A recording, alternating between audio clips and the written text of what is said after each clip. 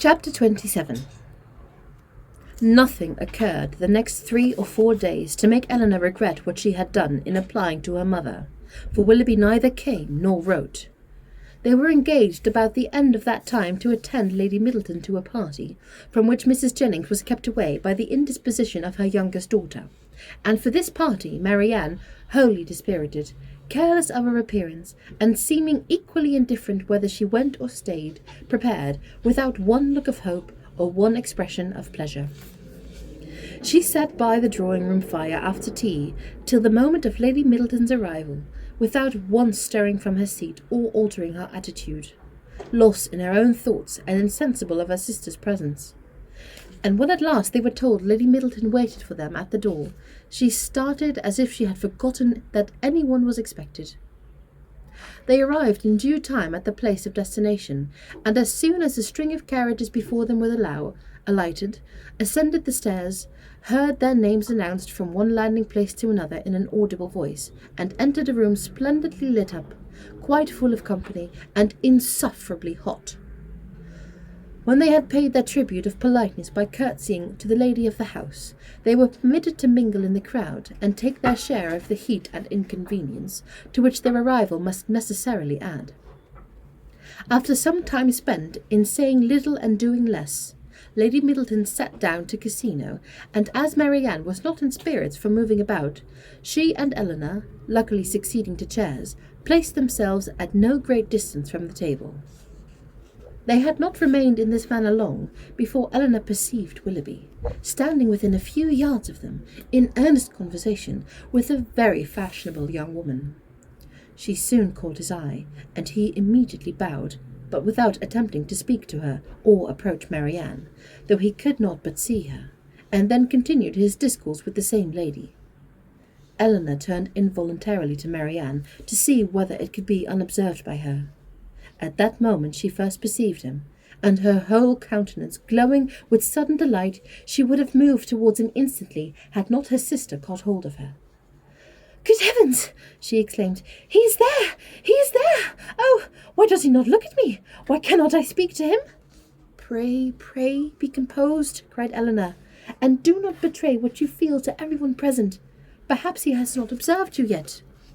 This, however, was more than she could believe herself, and to be composed at such a moment was not only beyond the reach of Marianne, it was beyond her wish.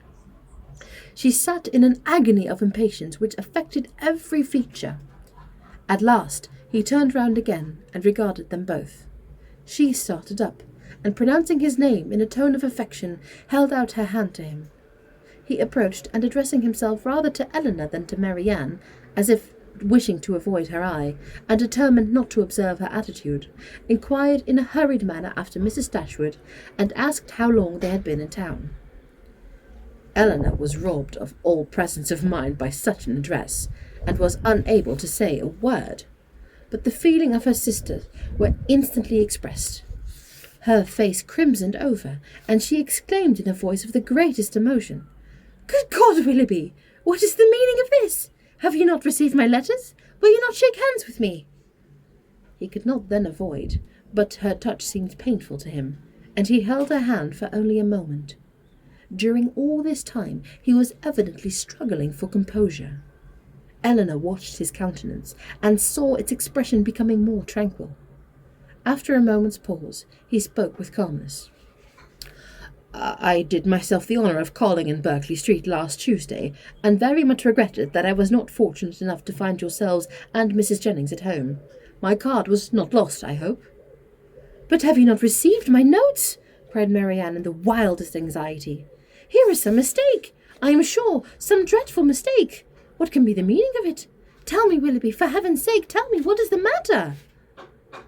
He made no reply. His complexion changed, and all his embarrassment returned, but as if, on catching the eye of the young lady with whom he had been previously talking, he felt the necessity of instant exertion, he recovered himself again, and after saying, "Yes, I had the pleasure of receiving the information of your arrival in town, which you were so good as to send me," he returned hastily away with a slight bow, and joined his friend. Marianne, now looking dreadfully white, and unable to stand, sunk into a chair, and Eleanor, expecting every moment to see her faint, tried to screen her from the observation of others while reviving her with lavender water.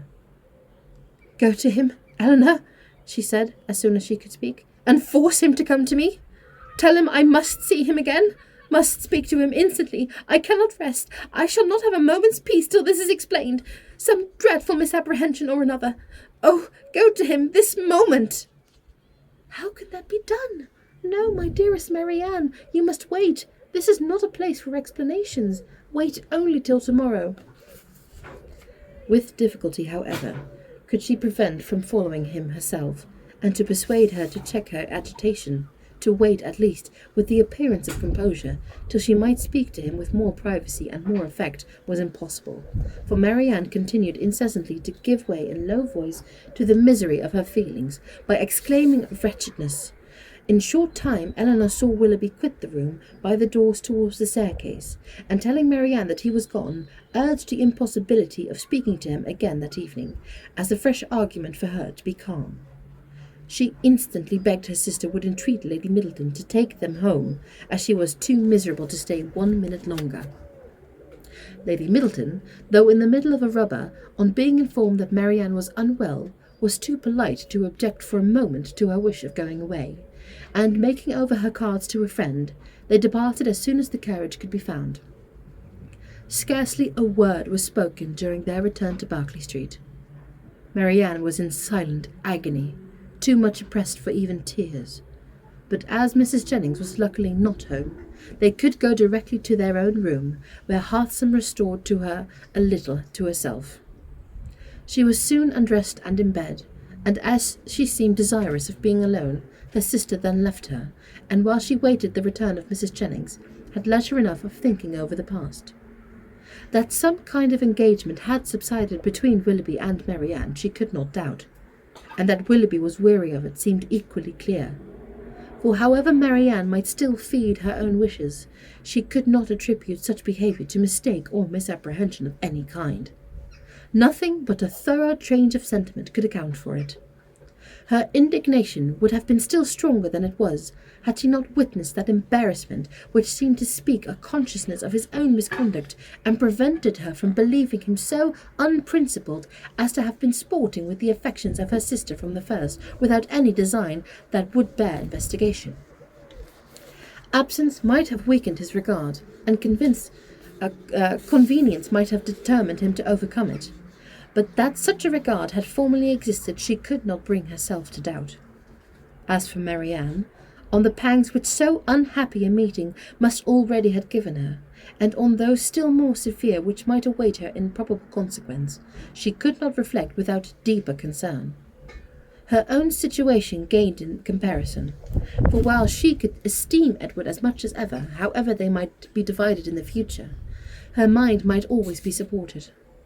But every circumstance that could embitter such an evil seemed uniting to heighten the misery of Marianne in a final separation from Willoughby, in an immediate and irreconcilable rupture within him.